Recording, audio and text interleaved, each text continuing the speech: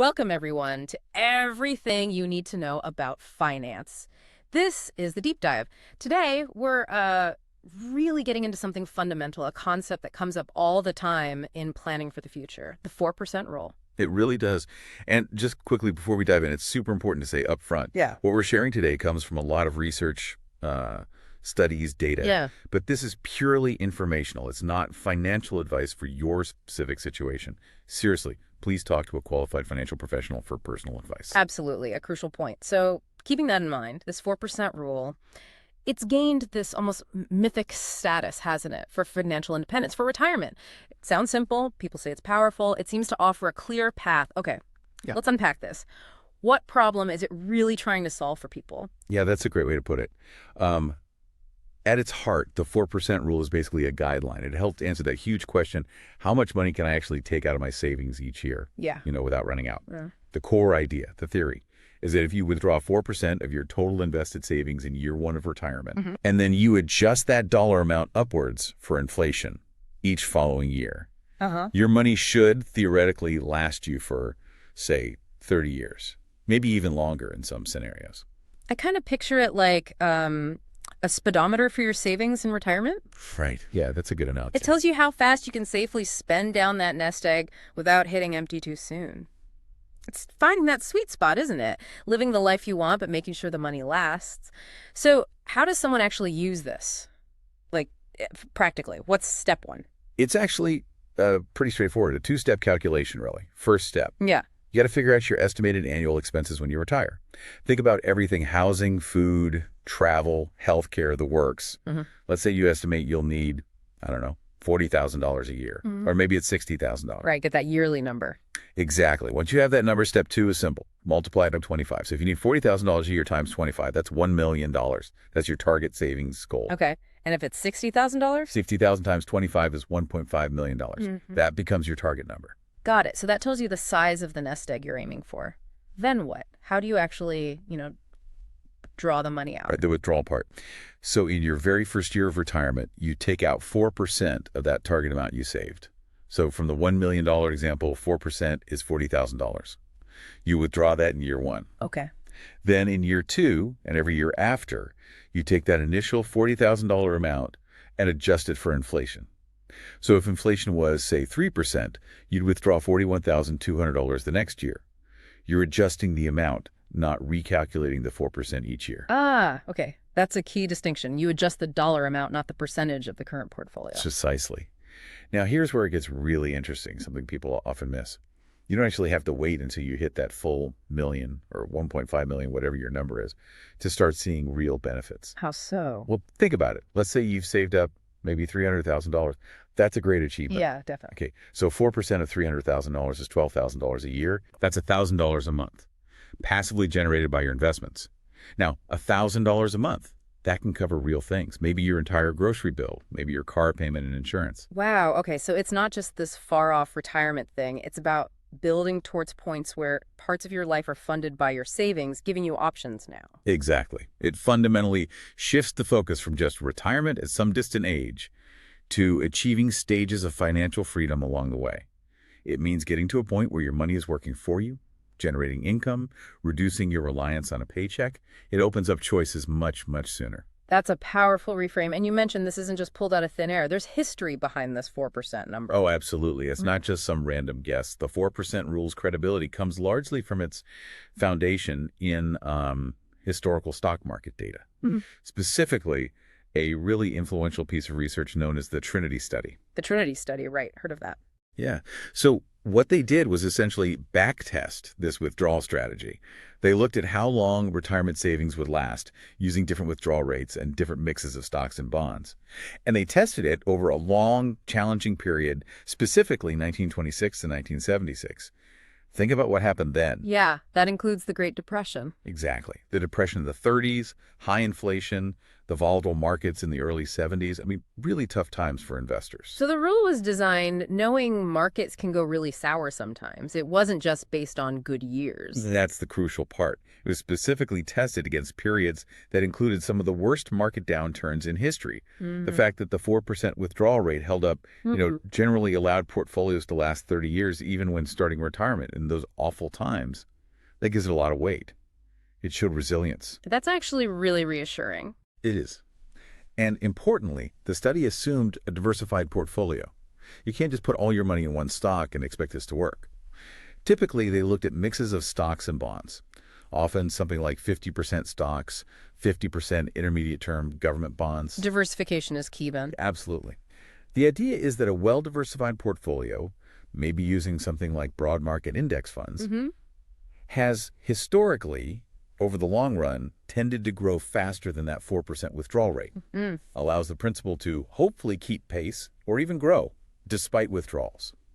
And by the way, if you want to hear more about index funds specifically, you can check it out in our index funds playlist. Good point. And wasn't the guy who came up with it Bengen? Didn't he think 4% was actually kind of conservative? Yeah, Bill Bengen. He introduced the concept back in the mid-90s. And you're right, he often framed 4% as a sort of worst-case starting point based on the historical data he analyzed. He even suggested later that maybe 4.5% or even 5% might be perfectly safe, maybe even more realistic for many people, depending on the specifics. Interesting. Okay, so it's got this strong historical backing designed for resilience. But like anything, there must be catches, right? Yeah. What are the nuances or limitations people need to be aware of? Definitely. It's a guideline, not gospel. So a few key things. First, it doesn't explicitly budget for, like, huge unexpected emergencies. Think major medical bills later in life, which can unfortunately happen. Right, those big unknowns. Exactly. Also, that 30-year time frame. If you're planning to retire really early, say in your 40s, you might need your money to last 40, 50, even 60 years.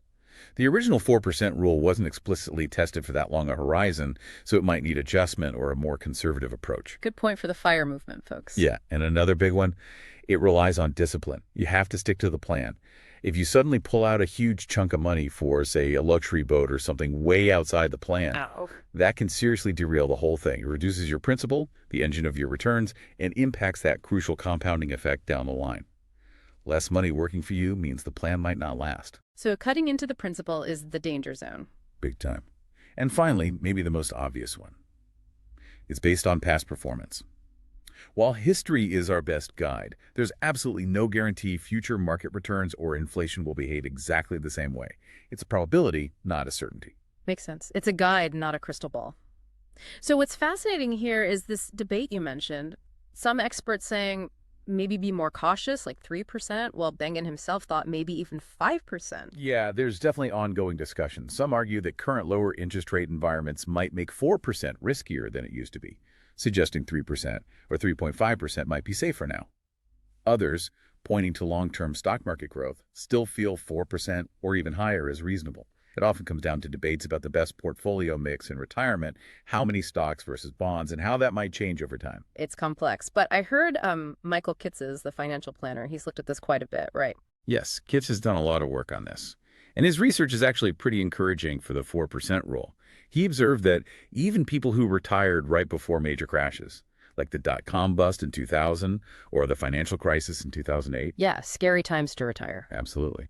But even for them, the 4% rule, while definitely stressed, didn't necessarily lead to outright failure or running out of money completely in most historical scenarios he modeled. He makes the point that, historically speaking, a 4% withdrawal is actually quite modest compared to the long-term average returns of a balanced portfolio, which might be closer to, say, 7 or 8% historically. Yeah. There's often been a buffer. That perspective adds some confidence, doesn't it? Even through major crises. It does offer a degree of comfort based on past events. And we mentioned inflation adjustments earlier. How flexible is that part? It's pretty flexible. The standard approach is just adjusting that initial dollar amount each year by whatever the official inflation rate was, like using the CPI, Consumer Price Index. Or some people might simplify and just use a flat rate, like assuming 2% or 3% inflation each year and increasing their withdrawal by that fixed percentage. It helps maintain your purchasing power over time. Okay, got it.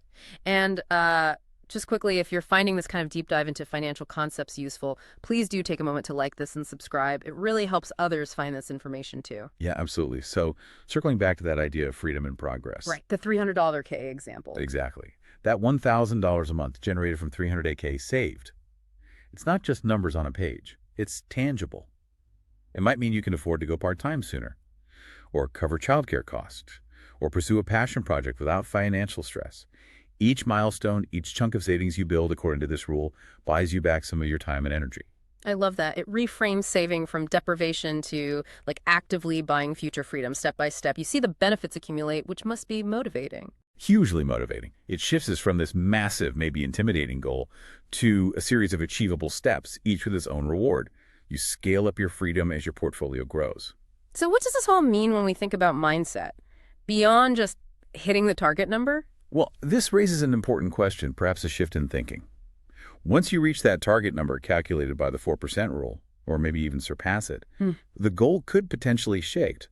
Instead of just withdrawing 4% and maybe slowly drawing down principal over decades, you might aim to live primarily or even entirely off the interest and capital gains your portfolio generates each year without touching the original principal much or at all. So preserving the principal indefinitely. Potentially, yes. Especially if you save more than the minimum target. It moves beyond just funding your own retirement to potentially creating lasting wealth, maybe even for future generations or philanthropic goals. It's a mindset shift from spending down to living off the proceeds. That's a really profound evolution of the goal, from enough to last to enough to generate income forever. It can be, yeah. A different way to think about true financial independence. Okay, so let's try and wrap this up. The 4% rule. It's clearly a really valuable tool, isn't it? A simple framework, anyway, for thinking about financial planning, retirement, financial independence. It helps connect today's saving habits with tomorrow's spending needs. It's imperfect, sure, based on the past, but it gives you a concrete, easy-to-understand target and a strategy. A powerful starting point for taking control. Absolutely. It provides that vital link between how much you save and how much freedom that saving can buy you. And maybe a final thought to leave people with, thinking about the future. What if using this rule as a guide does more than just secure your finances? What if reaching that point of financial stability actually unlocks the flexibility to pursue things you really care about? Maybe it's passions. Maybe it's adapting to unexpected life turns. Maybe it's having the capacity to give back or leave a legacy you hadn't even planned on. Consider how this financial framework could be, a launch pad, not just for retirement, but for a life with more purpose, more options, more contribution, enabled by the security you've built. Something to think about.